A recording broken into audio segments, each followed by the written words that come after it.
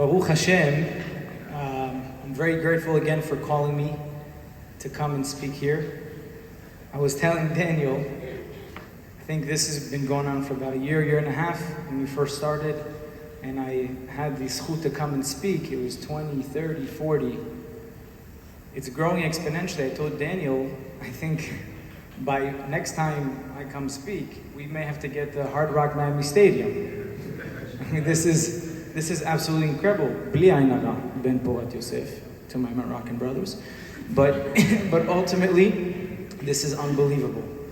I know we're the change that we're bringing about, spiritually, the change is tremendous, but I think the change that this is bringing to South Florida, the youth, what it's doing for all the young people, hearing all these different types of speakers coming, giving divrei hizuk, giving support to one another, caring for one another is tremendous. That's what it's all about, Baruch Hashem.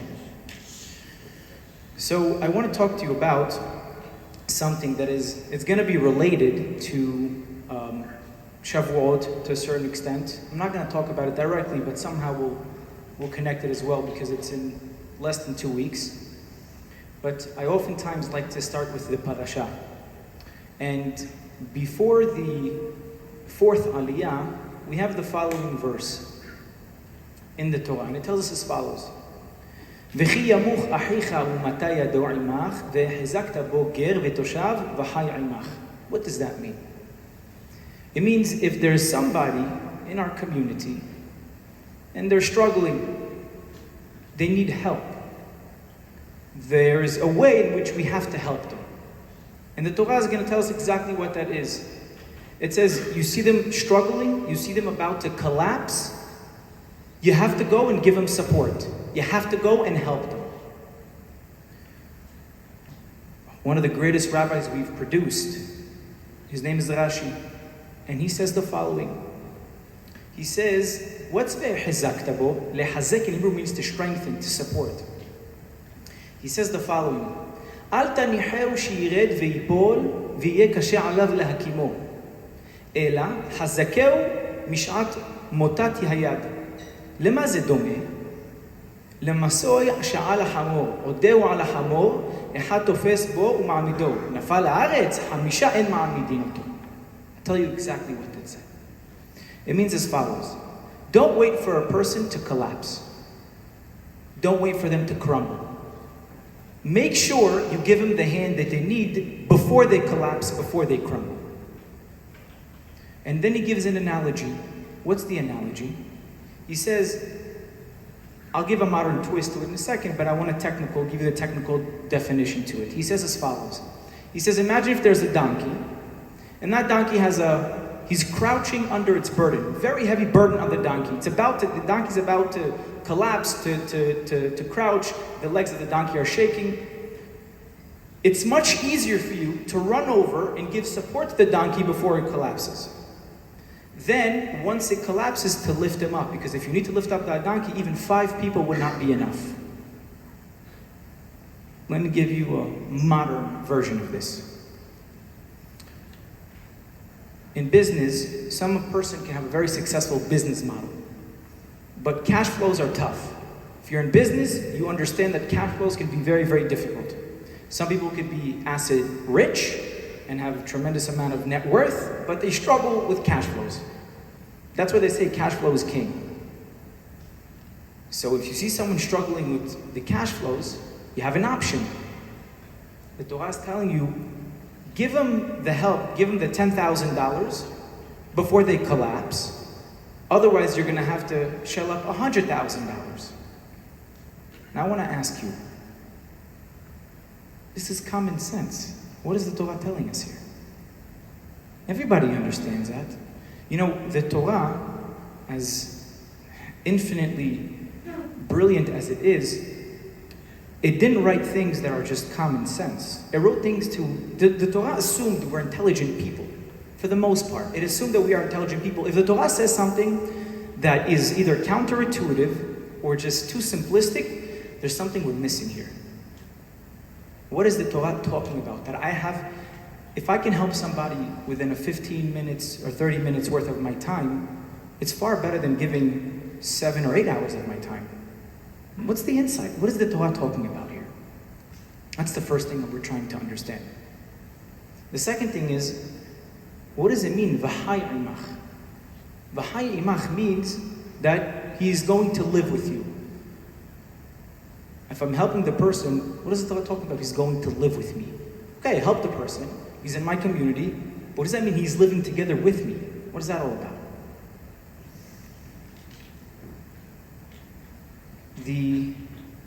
It's very interesting because during this time period, everybody knows we're in the Sfirat HaOmer, right? And hopefully, Be'ezrat Hashem, someone's going to give us a reminder to count the Omer. But we're during the Sfirat HaOmer period right now. Now, this is a time of mourning. This is the time that the 24,000 students of Rabbi Akiva died from Pesach to Shavuot. Now, why did they die? So the Gemara in Yebamot tells us as follows: Shelo nahagu kavod ze bazeh. What does that mean? Shelo nahagu kavod ze bazeh. It means that they did not give each other honor. They did not give each other honor. They disrespected each other. Now this is very difficult to fathom, and I'll tell you why. You see, Rabbi Akiva, these were his students. And Rabbi Akiva wasn't just an ordinary rabbi.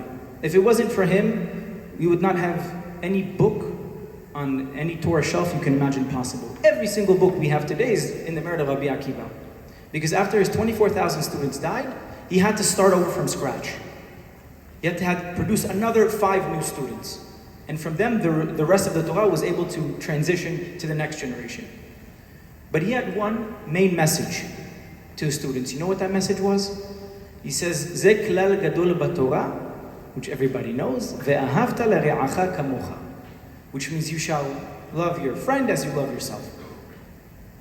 Now, that was his saying. That was what he was. He was that rabbi. He was that, like, for example, those who know, when it comes to Lashon Hara, we have one rabbi that represents Lashon Hara. Who is that rabbi? The Hafetz Haim.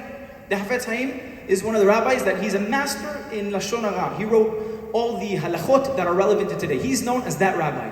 Rabbi Akiva was known, ve'ahavta l're'acha kamocha.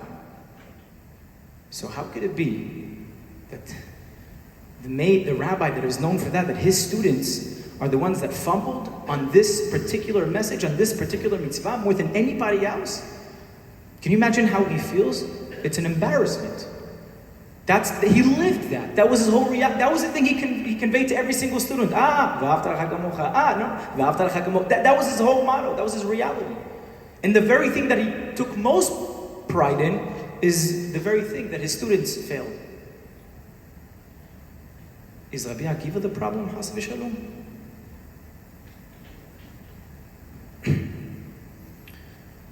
So, I want to start with the following. Let's say, right now, someone's business is struggling tremendously. And they're not able to make ends meet. They have a mortgage. And they're about to lose their home, right? Someone comes in. They already got the letters from the bank. The sheriff is about to come.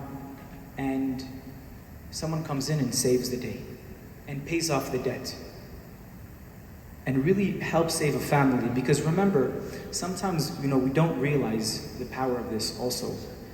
The ramifications of helping someone like that is you're not just helping them save their home. Likely to have a wife, they have children. The ramifications of someone losing their home, they can also lose a lot more than that. And so, would you say that person is certainly righteous? Maybe they paid $100,000. They gave a lot of money that they've earned. They worked very hard for. Nobody debates the fact that's a righteous thing to do. The question is, though, if a person could have potentially helped before it got to that stage, why wait? Why wait until you get to a point where the person is nearly a rock bottom to save them? As heroic as it might be, why do people wait? Why not help before? So a lot of you can figure out the answer. One of them is, you need a good ROI. You need return on your investment. What does that mean? You need to get recognition. You did something heroic, you did something good. It's a very normal, basic human condition. I want to be recognized for the big thing that I've done. And so people are going to wait for that opportunity. Let me come in and save the day. You can say there's ego involved and all that stuff, but I like to call it recognition. You want to be recognized for that. That's one of the reasons, perhaps, why someone would wait until they get to another person gets to rock bottom to come in and heroically save them. What's another reason?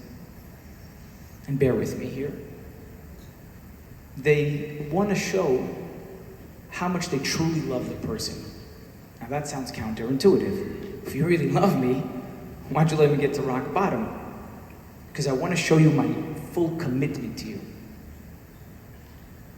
Now they're not obligated perhaps to do it, but I'm just doing this to show you how much I love. Maybe it could be a lot more common between parents and children.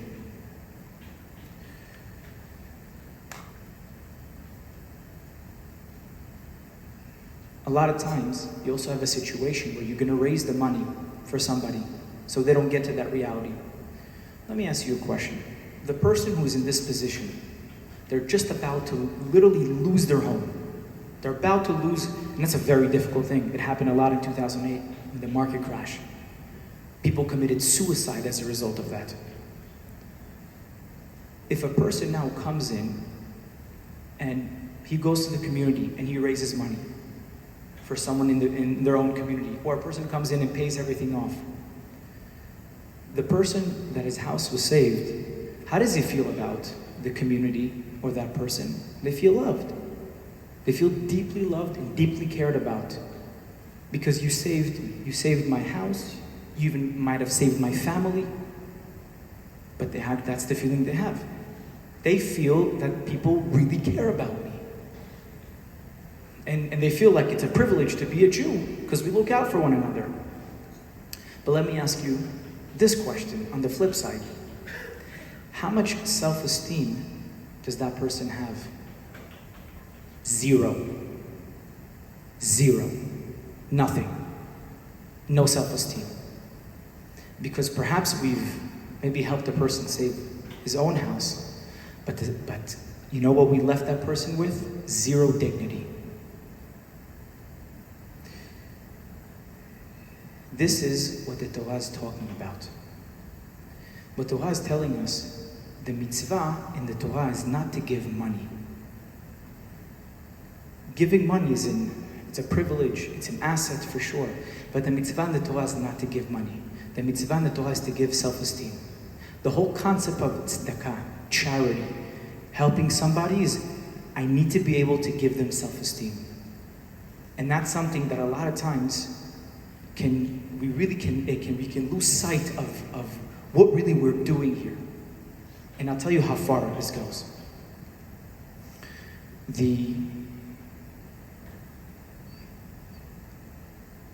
When I gave you the example before and I told you, why give 100,000 when you can give 10? The reason why people want to give the 100,000 is because it gives them that recognition. It gives them that recognition. And you know what happens when they have that recognition? They feel very good with who they are. But on the flip side, the other person receiving it, what do they feel? They feel awful. Their self-esteem is zero. But now let's do the reverse. Let's say someone does give that 10,000 and does save the person or rather does preserve their dignity. Maybe they don't feel truly loved by their community or truly cared about, like in the previous case. But we know what we've given them? We've given them dignity. We've given them self-respect. We've given them kavod. We protected their image, their reputation. That's what the Torah is talking about. When the Torah says, don't wait until the person collapses. Give him the support before. Because what the Torah is concerned with is, can I give that person the self-esteem that they need to get back up on their feet before they collapse and they crumble in front of me? That's what the Torah is referring to. That's the insight. The insight is not to come and tell us, oh, help a person. Yeah, a person struggling, of course you gotta help them. Which comes out the following. If you really respect a person, if you genuinely respect a person, you're gonna prevent them from collapsing. But if you don't really feel like that, you might not fully grasp the fact that if you're gonna allow them to collapse, the damage it could do to them mentally, emotionally. Allow me to translate this into marriage and other relationships. A husband gives a wife gifts, jewelry, vacations, all the stuff that everybody wants. And it maybe on the outside it looks like love, and I'm not saying it's not, but let me tell you where the baseline is. How do you know if it's really genuinely love? If it's accompanied by the self-esteem, if a husband goes and he always looks and focuses to build his wife's self-esteem, then those gifts can actually be channeled and manifested into this is real, genuine love because they are thoughtful. But you know what happens when those gifts come and the self-esteem is very low? And please pay attention to me this side of the room. And I'll tell you why I'm saying this, because someone can take advantage of it. What happens is when there's no self-esteem, then at the end of the day, you end up being under someone's control. This should be a reference point to this side of the room. Is consider this. Those who are married, great. Those who are getting married, you're gonna get married, you're gonna obviously have children, and you're gonna have a daughter. How would you want someone to treat your daughter? If you're serious about dating, and you're not gonna waste time, and you want to, and on either side of the room, not wasting time in 3 to 6 months nonsense relationships, like real serious stuff. How would you want somebody to treat your daughter? That's how you should treat. And the same thing goes to this side. You're gonna have a son. How would you want your son to be treated when he goes out? You don't want him to be taken advantage or manipulated on either side. So you see, the whole basis of this, the whole goal here is, can I build the other side self-esteem? Because that's what I have to do. And this oftentimes translates also to parents and children, but I want to add one more thing before I go there. All relationships really should begin with, the first and foremost is, how can I really show respect? Showing respect that's the one area where you can see, you can feel this person is respecting me. That means they're trying to build my self-esteem. How do you talk to the other person? Do you talk down to them? Just because you give gifts, just because you take care of the house, that doesn't give us the right to talk down to people. And so, at the end of the day, everything is going to be a byproduct of how much respect I show, because the respect will be directly correlated to the person's self-esteem. I want to touch on another point, on this pasuk that we discuss. This is important. My rabbi told me this. On this pasuk we have a midrash. And this midrash says as follows. When you first read this midrash, you say it makes no sense. How could it be? The midrash says on this pasuk, Al tigzol dal. Do not steal from a poor person. 2 questions. Number 1, who in the world would steal from a poor person? They're broke, they have no money. What is the Midrash talking about? Second of all is, why would someone in the right mind steal from another poor person? How could that be? How does that make any sense? So I want to tell you, let me give you this scenario. Let's say, for example, someone that you know, let's say married with kids, but they only have 1 car. And being that you're a very charitable person, you're a good person, and you work in the same area, I'll give you a ride every day. For 6 months. Every single day, I'm giving you a ride. One day, I'm waiting, the person's waiting outside, waiting to be picked up. You don't show up. All of a sudden, person's not there. You call the house, yeah, the person left, they're not here. You call them on the cell phone. Hi, are you, I'm waiting, are you coming? No, I'm on 95. I decided not to come pick you up today. Why? I don't feel like it. Okay. Let me ask you a question. Is the person entitled to go and pick them up? Do they have to? They're doing them a favor. If they're doing them a favor, they don't have to technically pick them up. But let's do this case. Let's do the case where they call the night before and say, listen, 6 months, we had a great run together. It was fun, but now I just want to be alone.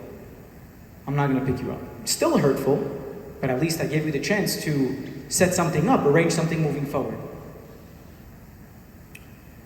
The person that is there waiting and expecting you to pick them up, everybody can agree that, yeah, you're not obligated to do it. We're not obligated to pick them up.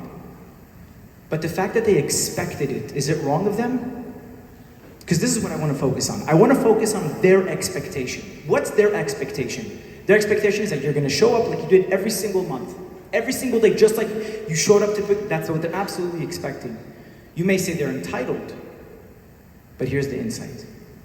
When you keep on doing favors to somebody again and again and again and again, that favor is no longer a favor. That becomes entitlement. That means they're fully expecting you to do this. This is a glaring reality between parents and children. A lot of stuff parents don't have to do, but they do it.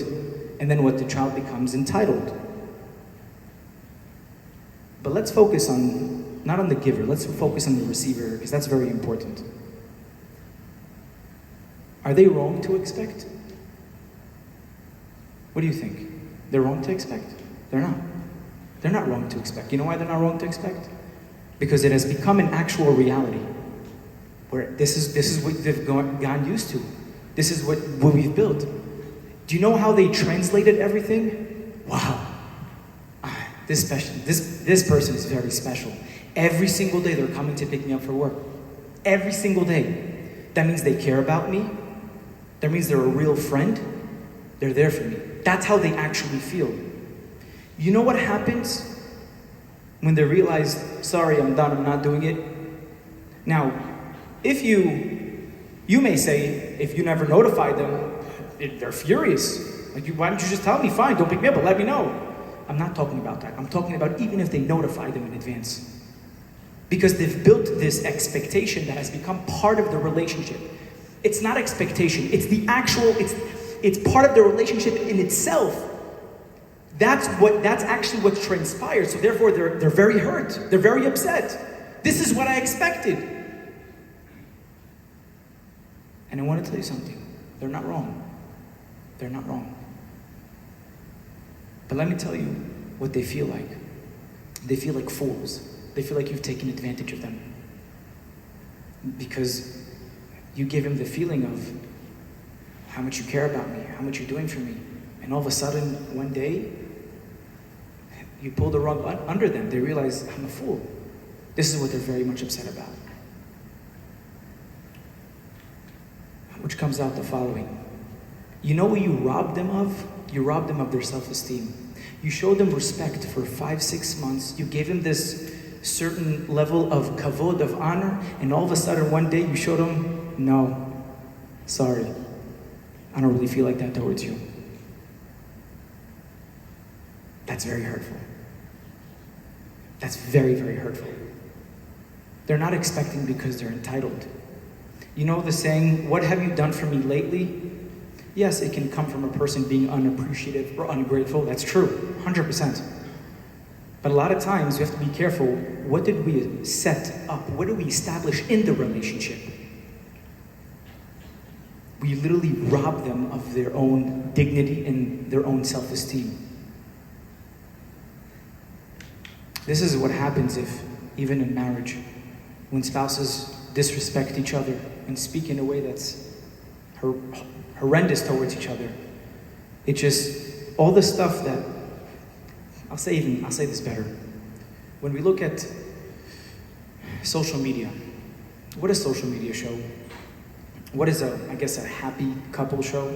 They did a study on this. They said that the more you broadcast your relationship outwardly, the less happy you are. I haven't read the study. I don't know if it's true. Whatever it is. I mean, it makes sense logically. We have a concept in the Gemara. It's called Estera Belagina Kish Kish Kali. You know what that means? If I take a tzedakah box, okay, and I put one coin inside, and I shake it, right? I start shaking it, I move it. How much noise it's going to make? A good amount of noise. What happens? I fill it all the way up with coins. It's not going to make any noise. You know why? It's full. It's not driven by a void. There's no space for the coins to move because it feels very fulfilled. It's full inside. But if there's nothing inside, I got to make noise, so I'm heard. By the way, it's also very true to business, just as a side point. As a working person, when someone tells me, oh, everything is going to be perfect, it's going to be the smoothest thing ever, I am telling you, that's a red flag for me. Every single time someone spoke like that, it was a red flag for me. Because they're covering it for something. But someone who carefully, I would say under-promises something, that I have a lot more appetite for. I mean, I want to work with someone like that, not making promises, setting expectations accordingly, because I know I'm dealing with a realistic person. This literally just happened to me a couple weeks ago, with a guy who overpromised everything, and I knew it was a red flag, to begin with. Remember that coin inside wants to make a lot of noise. So sometimes you see something on social media, why? Why broadcast it? What's the need? Yeah, everybody wants, like I said, return on investment. What kind of social approval do we want on things? So the guy comes in heroically and gives the 100,000 because now he's going to get a good return on an investment. He's going to be highly respected and recognized for doing a tremendous act of charity. And I'm not taking that away from him, by the way, or her. I'm not, because they did a good thing. But it wasn't in the best interest of the person who needed the help. The Torah is about, when it comes to charity, it's not about how much money I give, it's how much self-esteem I give. That's why Maimonides writes that the highest form of tzedakah, more than any other tzedakah that we can give, more than any other charity, is the charity of giving a loan to somebody, maybe when their business is down, because I preserve their dignity. Or perhaps if someone needs a job, I actually make a connection, and I'm able to, you're able to make a connection with them and somebody else, and they're able to get a job. You don't give them money, you don't give them fish, you teach them how to fish. These are the highest form of charity. At the end of the day, what's ve'ahavta l're'acha kamocha? That's what you want yourself. Because nobody wants handouts. You can give a hand to somebody, sure, give a hand, but not a handout. Because if you begin to give a handout to somebody, what happens is you may, and it's very difficult to say, but maybe people don't do this intentionally, but they feel the sense of entitlement. Hey, I gave you this handout. Hey, I gave you the jewelry. I gave you the clothes. I did all these things for you, and as a result, now you feel a sense of ownership over the person. This is part of the biggest challenge. When the Torah says, V'hai imach, you know what's V'hai imach? That he should live with you? When you give him self-esteem, you give him vitality. When you give him vitality, you give them life. You literally give a person life. Maimonides, he discusses there's 3 types of relationships. I'm not going to discuss all of them. I'm going to tell you 3 types. There's one called ahava le'to'elet. It's like a business relationship. You have a guy who's good in sales. Let's say he's a very extrovert. He's really good in sales. And you have a guy who's good with numbers and he's very technical. Okay, that's a successful partnership because they're opposites and they can do well. Then there's the middle level. Middle level is called ahavat bitachon or ahavat hana'ah, which means I feel secure with the other side.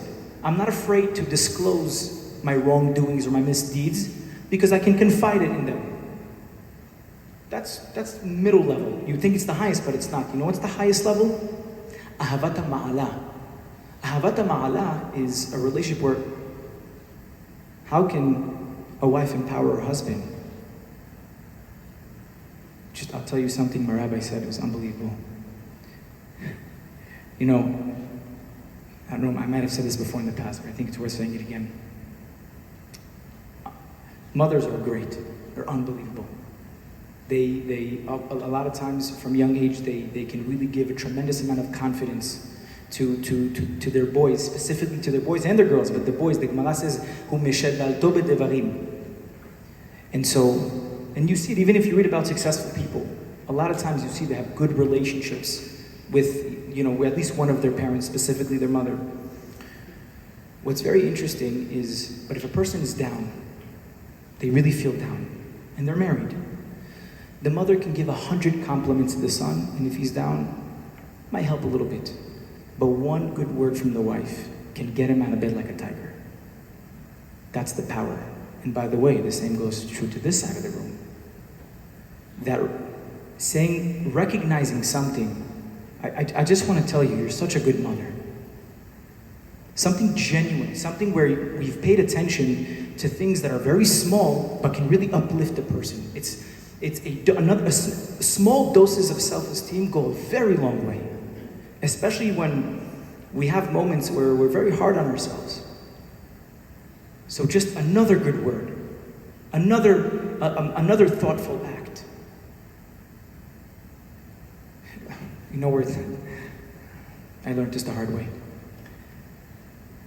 You're out, you're just in, I don't know, you speak to your wife, hey, what's going on? Everything's good? Yeah, I ate, the kids just ate. Okay, fine, great. So, what's for dinner? This is for dinner. Okay, good. I can come home, eat, but maybe I feel like having sushi. Whatever. So you go in, and you get yourself sushi. You come home, take out the sushi. What did you get? Sushi. How come you didn't give me sushi? What do you mean? I spoke to you, said you ate. She doesn't really want sushi. She just wants you to know you're thinking about her. That's all. It's just that phone call. That's all it is. That's really all it is. I learned the hard way. When I say I learned the hard way, I'm saying this jokingly, obviously, but that's really what it comes down to. It's just a phone call. And also, everything I say, it goes equal on both sides. I'll tell you how far this goes. When you do favors continuously for somebody, like I said, you build a relationship. You want to know how far this goes? Every day we pray Shemona Esrei. What do we say? Elokei Avraham, Elokei Yitzhak, Elokei Yaakov. They are our forefathers, right? In Slihot, do you know when we say Anenu, right? God answers us in Slihot. In the merit of Avraham, in the merit of Yitzhak, in the merit of Yaakov, in the merit of Eliyahu, in the merit of Shmuel, all that's in Yosef, Shlomo, all the tzaddikim, in their merit answer us. Why? Why should God answer us in their merit? What's the reason? You know why? Because over the years, God did us a favor correctly, after a favor, and he did a favor, and another favor, and those favors have become part of the relationship. So when we say, hey, God, in their merit do it, again and again and again, if he doesn't do it, then you know what that feeling is? We're being robbed of our self-esteem because we expected it. We don't want to feel like that reality is no longer true.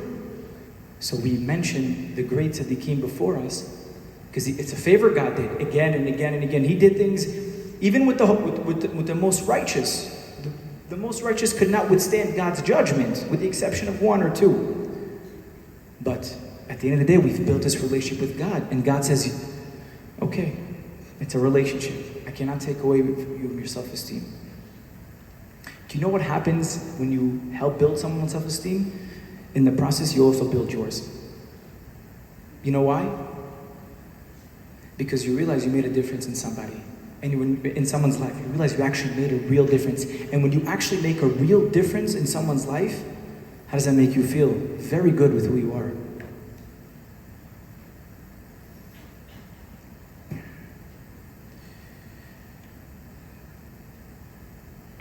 Another thing to consider, this is very important.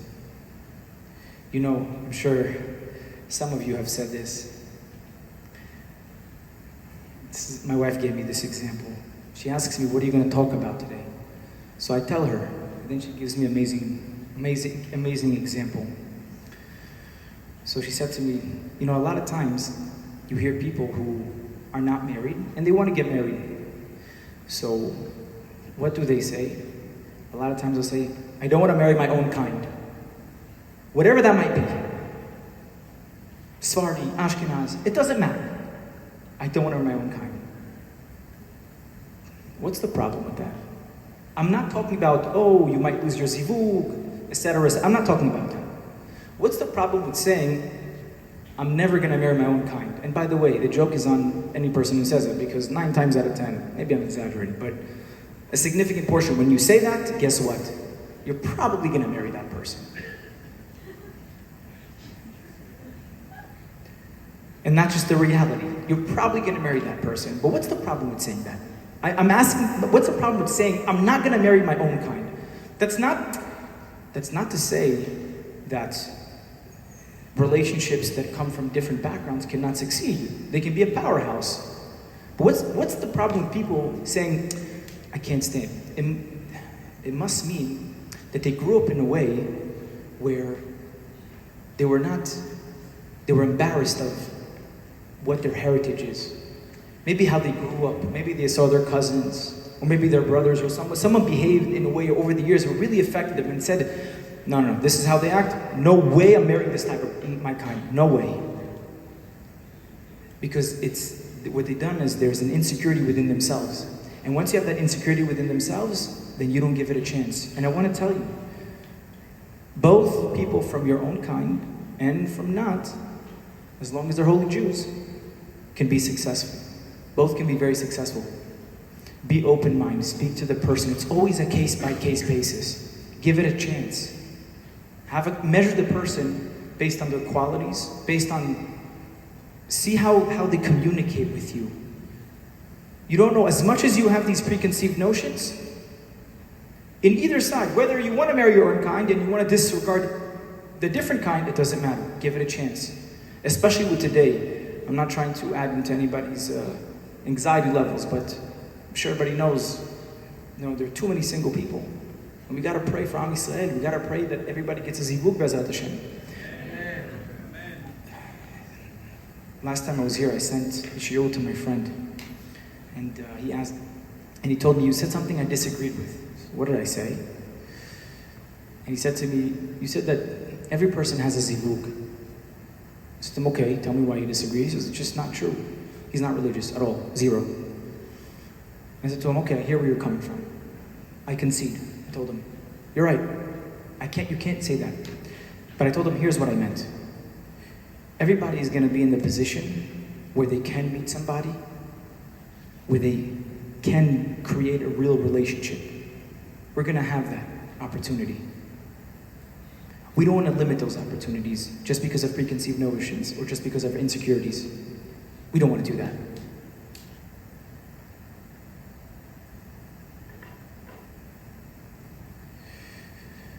I'd like to conclude with the following. Rabbi Akiva had 24,000 students, we said, right? And they all died awful deaths in a period from Pesach to Shavuot. Why? Because they didn't give each other, they disrespected each other, or it actually doesn't say that. It says, they didn't give honor to each other. Sometimes you can love so much, you can focus so much on what can I do for you? Let me see what I can do for you. But when we're doing so much for somebody else, we could rob them at the same time from their self-esteem. You know what happens when you rob people of their self-esteem? They lose their identity. You know what happens when they lose their identity? They can't perform. They can't be producers. They can't be creators. We affect everything. Men and women alike. Rabbi Akiva's students, the mistake they made is, it's very hard to say that they didn't give each other kavod. Lo nahagu. What's lo nahagu? What's kavod? Kavod means respect. Nagu means that the way they're interacted is perhaps they have done too much, where they looked out for each other, and I'm saying this metaphorically, they got together and paid for someone's mortgage because they're about to lose their house. Or someone was fully about to lose their business and they came in and they gave it a lifeline. Whatever it is, but they did it in a way which they didn't build the self-esteem. And they died during this time period, between Shavuot, between Pesach and Shavuot. That's when we get the Torah. For us to get the Torah successfully, in its full capacity, we have to be one. For us to be one, we have to have our own identity. And the way we have our own identity is if we have our self-esteem. Because we're all different, but we're part of a massive, massive, massive plan. And when we don't play our role, and when we don't build each other up, we really cause damage as a whole to Am Yisrael. Be'ezrat Hashem, I pray that every person, whether if you struggle with self-esteem, if you have anxiety, depression, whatever it is, any of these things, one of the ways to get out of it is to find someone you know, maybe that suffers from the same thing, and what could you do to build them up? That's going to give you a real good feeling. And there's nothing greater and more important than doing it to those who you live with in the house, whether it's a wife, whether it's parents, whether it's siblings, and all the more so children. Or the more so children who are very vulnerable, because a lot of times we may give them a lot of materialism, we're expressing our utmost love to them. But what they need is spending time with them, building them up, letting them know what they're capable of doing, of their strengths. It is so critical, it is so important. And of course, at the end of the day, it always comes down to tefillah. Pray for Hashem, pray to help you, pray to put you on that path. Last time I discussed how insecurity is perfectly normal and part of the relationships, but we cannot allow it to define who we are. Today what I'm delivering is that the biggest acts of charity is not the one where we give money, but it's the one where we give self-esteem. Everybody needs it. I don't care how old you are, I don't care how big you are, I don't care how successful you are, everybody needs it. Baruch Adonai Le'olam, Amen v'Amen. Are there any questions?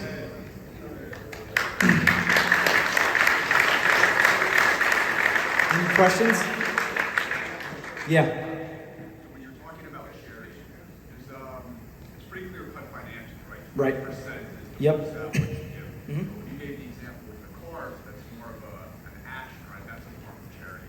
So there could be an issue, though, right, on both sides. One, you make somebody, you're saying, entitled to the charity, but maybe dependent upon it. Yeah. But at the same time, one can overextend themselves, too. Like with the car example, what if they give the ride so much that now it ruins their car, and now they can't go to work, they lose their job or something like that. Is there anything in, our writings or anything you read that talks about some sort of 20% limit in that type of circumstance? What's the guideline?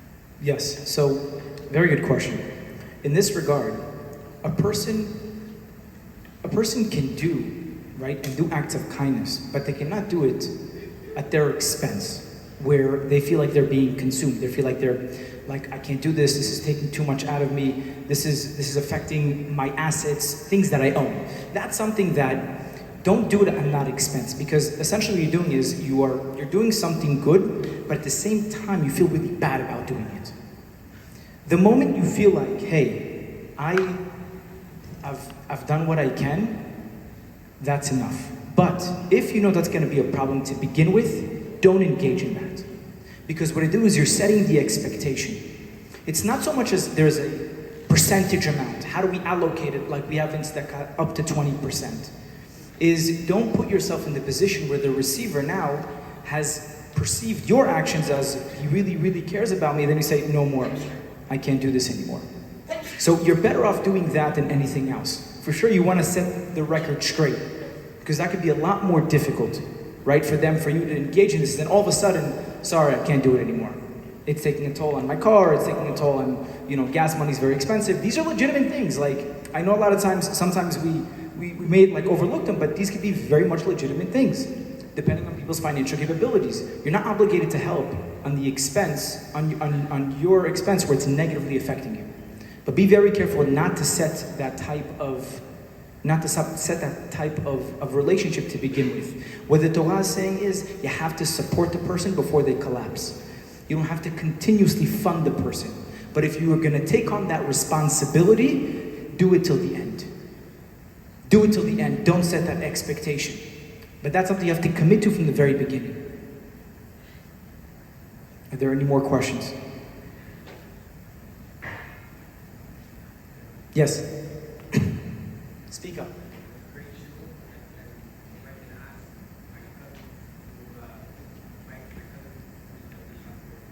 Yes, of course. רבי חנה בן הקשה אומר, רצה הקדוש ברוך הוא לזכות ישראל לפיכך ירבה לנו תורתו של אדוני חפץ למען צדקו, יגדיל תורה ויאדיר. אמן.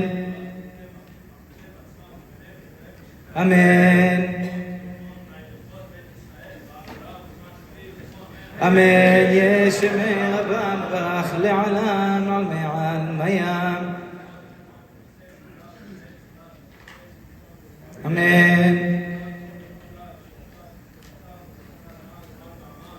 אמן.